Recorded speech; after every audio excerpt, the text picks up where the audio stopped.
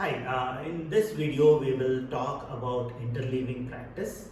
The way we're going to do it is first I will talk to you about the concept, then we will look at some research that has been used in other sports on this, and finally we will look at examples in table tennis on how to use this in our everyday practice.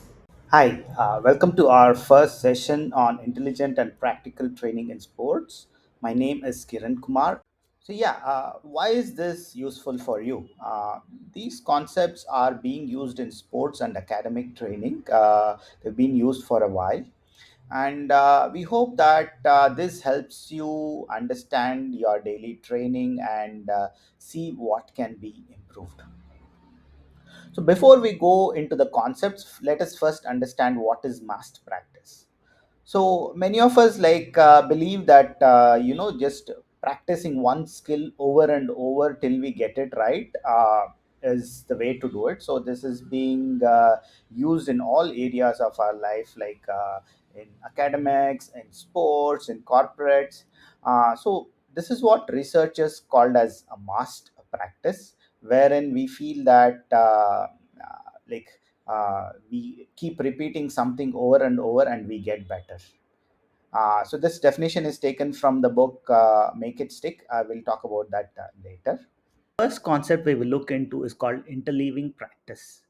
Basically, it in simple words, it is if instead of learning one after another, if the skills are related, it is better to start learning them together. So here's a good definition. When you are learning two or more related concepts or skills, instead of focusing exclusively on one concept or skill at a time, it can be helpful to alternate between them. So let us look at some research on this interleaving. So there was one research done in badminton. Basically, what they did was they divided people into three groups. All of them learned three serves: one short serve, long serve, and something called as a drive serve. So the first group practiced each serve one day, like short serve one day, the long serve next day, and the drive serve next day. The low interference group actually did three in random order. So they would do one short, one long, and one drive serve, repeat over again. And the third group was called random, like which is basically high interference. They did all three randomly, and the end of the study they noticed that the groups that actually did the random high interference were much better than the serial, which came in second, and the blocked actually came in the last in terms of retrieval of the skills. uh, Another similar research was done in baseball. So basically, here you can look at that the block practice did 15 fast balls, 15 curve balls, and 15 change-ups, and interleaved basically 45 fast balls, curve balls, change-ups in random order. And you can see that they recorded a similar like kind of this thing wherein the improvement of in hitting was like double in the interleave practice.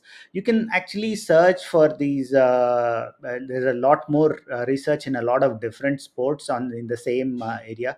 So it just shows us that this is a very effective way of learning.